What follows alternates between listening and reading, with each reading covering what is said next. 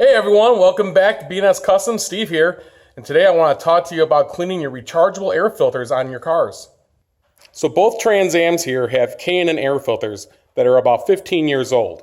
They've both been recharged in the past multiple times, but as you can see, they never come quite as clean as when they were originally bought. Depending which way you look at them from the different angles, you'll see more or less black discoloration still on the air filter. The red oil that you add to it does a good job of covering it, but it still shows through. You lose that show car quality with them.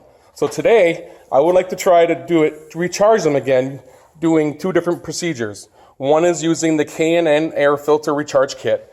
The other is using simple green household cleaner to see if we can get some more of the black discoloration out of the filters. So the first thing we have to do is remove the air filters from both cars. The one, the black Trans Am, is held down with a hose clamp from the back. The red Trans Ams is held in with two bolts that just need to be removed. We're going to go ahead now and remove the air filters and take them over to the bench and start cleaning them. All right, so now that we have the air filters pulled from the cars, we can get a better look at what I'm talking about here. And as you can see, it looks red from some angles, some pink, and then, it just gets dirtier and dirtier depending where you look at it. And again, I don't expect these to come 100% clean. They haven't in the past, but I'm going to see if we can make them look at least a little bit better, a little less black. Now, the back side of this one, you can see more of the pink-red hue that it should have compared to the front side. And you can see the staining in the high areas here where more of the dirt has gotten in.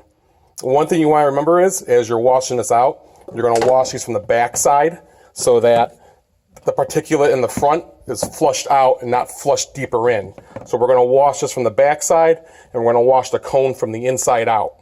One thing you can use as you're doing this is to have a painter's brush handy, so you can go through and just comb the areas and try to sweep the debris out of the air filters. So now we're going to head over to the sink. We're going to spray them down with the K&N cleaner and the other one with the simple green, rinse them out, and then let them dry.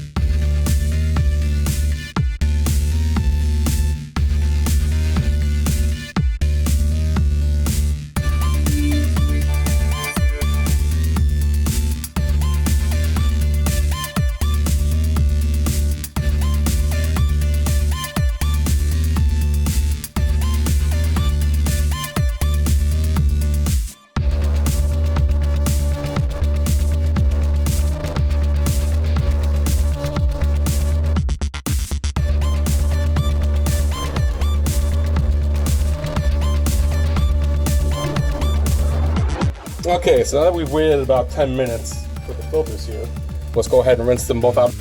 Just going to use cold water, and on the cone one, like I said, we're going to run it through the inside, let it come out the exterior, and then wash the rectangle one from the back. Here we go. Looking at the water here, it's not really black. When I did these in the past, the water was jet black before because it had been so long since they've been cleaned. And as again, if you can see or not, I don't know if it's showing up, some of the water is slightly pink still. It looks like some of that oil coming out.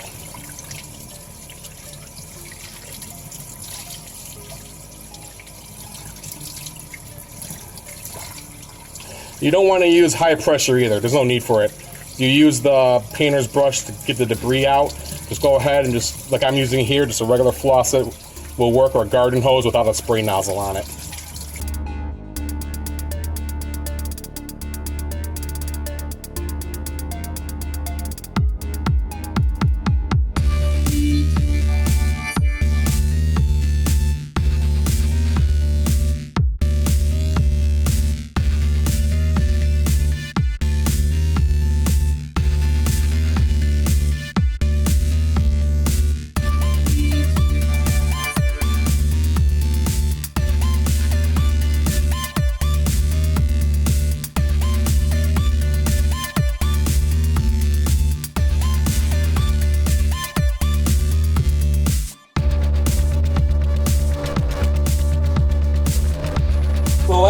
going to do here is I'm going to take my air hose and just spray out the excess water, and then we're going to let it dry for a couple hours and maybe even overnight.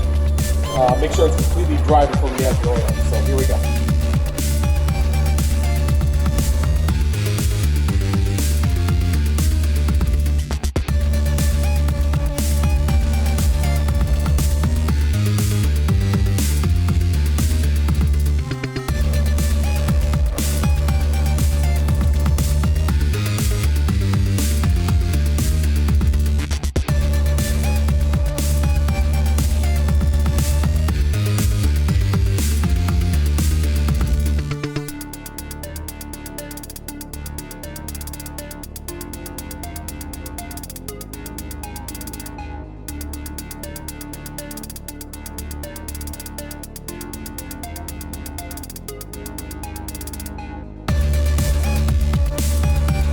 So one thing I want to show everyone is how much water blew out from the filters with the air hose. It was a lot. I don't know if it's coming through on the camera here, but there's pretty much a pretty good wet, almost a puddle on the ground from it.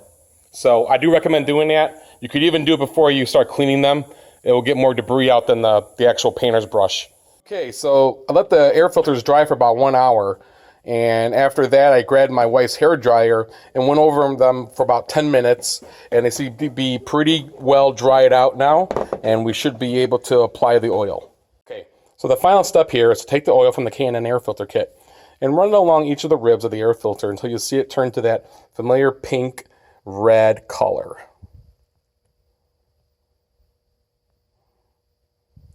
So I'll do this for a little bit to show you, and then I'm going to put the camera down and better manage how I do this. You don't want to overly do it, but you want to put enough on so that you get all the areas covered. All right, just like that. I'm going to keep going here. So I completed oiling the first filter, and I got to say it came up pretty well. Over here, I'm going to have to add a little more oil. There are two types of kits though. There's the oil one I just use now where you just pour it on. The other one's an aerosol can where you spray it on. Previously, I've only used this one here, and I was never really happy with the results. And as you saw when I took them out, they were still pretty black. They weren't really as red. But after using the bottle here to pour it on, it seems to do a lot better with the coloring. Now, what you want to do when you're all done is to go back over the light areas with the oil and just make sure that they're all evenly colored everywhere. Now, I don't know if I have enough left to do the cone filter with that bottle. I might have to get some more, but I'm gonna give it a try here. I did have enough to finish the cone filter, and I gotta say, I'm really impressed with the liquid over the spray. I do not recommend the spray at all. The bottom of this filter still looks a little black there, but you'll never see it anyways. The top, it's looking pretty good now. The oil from the bottle penetrated a lot better than it did out of the aerosol can on previous times. The last step here is to take a rag, just wipe up any excess oil, and you only want to oil the front part of the filter that's not facing the throttle body. This way, any of the excess oil that's still in the gauze, it doesn't blow back onto your sensors and cause any airs or burn any of them out. So just do the one side, let it soak through, and then go ahead and reinstall it onto the vehicle.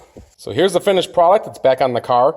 It looks really good compared to the last time I did it, I think. You can still see some of the black in there and the discoloration, but the oil compared to the aerosol can version did a lot better job of covering and recharging the filter, I think. I know some of you might be worried about hot air being there with the filter the way it is. We took away the original induction piping there, but on this car, we have some custom ram air scoops cut into it. And then over on the red car as well, the air filter does look better. I still do think, though, if you're going to be showing your car, though, just spend the money and get yourself a new air filter. It'll just look better under the hood. But for daily driving, this will do the job. So that's going to wrap it up for this project. Really appreciate you taking the time to watch the video. Please remember to subscribe and like them. And, oh yeah, there is one more thing, actually. We should make sure they start still.